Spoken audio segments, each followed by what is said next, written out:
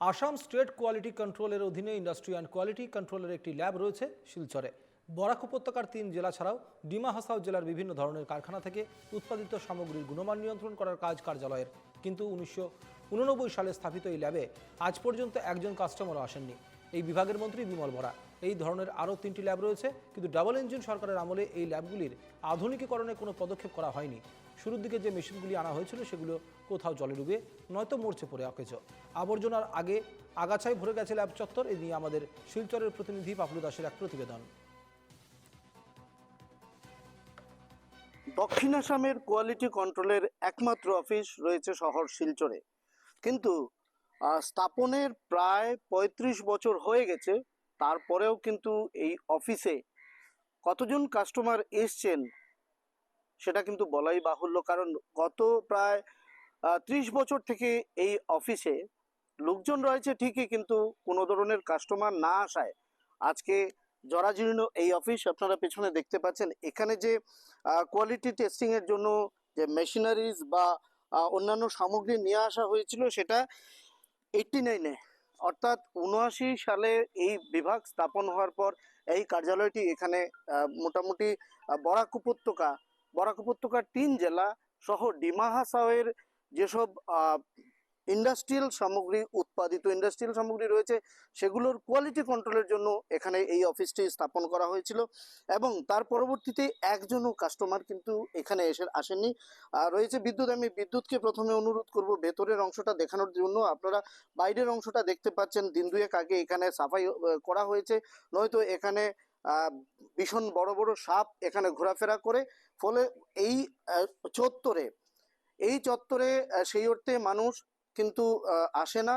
এবং কোয়ালিটি কন্ট্রোলের যে অফিসটা রয়েছে, যে চত্বরটা আপনারা দেখতে পাচ্ছেন, সেটার জন্য আলাদা করে নতুনভাবে একটা 4তলা ভবন নির্মাণ করা হয়েছে, এবং এই হলো গিয়ে যে 4তলা ভবনটি আপনারা দেখতে পাচ্ছেন সেটা হলো গিয়ে এই 4তলা ভবন। কিন্তু পরবর্তীতে এই বিভাগের যে কর্মকর্তা অফিসাররা রয়েছেন তারা কিন্তু কোনো ধরনের ব্যবস্থা গ্রহণ না করার ফলে এই অবস্থা আজকের দিনের।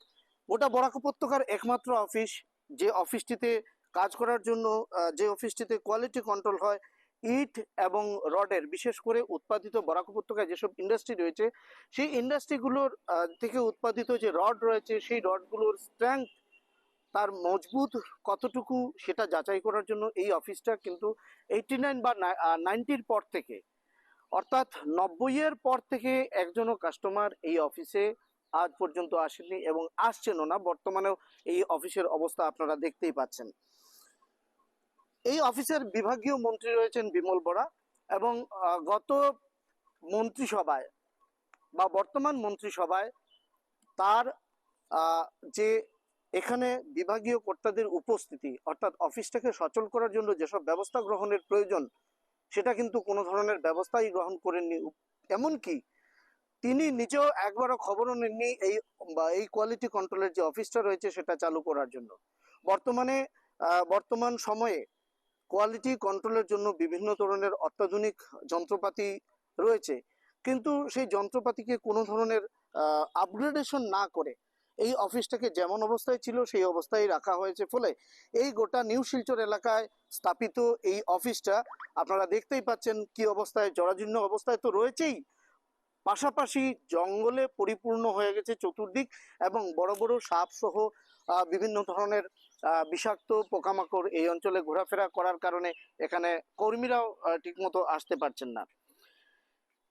গত 5 বছরে একজনও মানুষ আসেননি। এমনকি গত 10 বছর 15 বছর বা যে হিসেবটা আমি দিলাম, 90 সাল থেকে এই অফিস স্থাপন করার পর থেকে এই অফিসে কোনো ধরনের মানুষ আসেননি, কোনো ধরনের কাস্টমার আসেনি।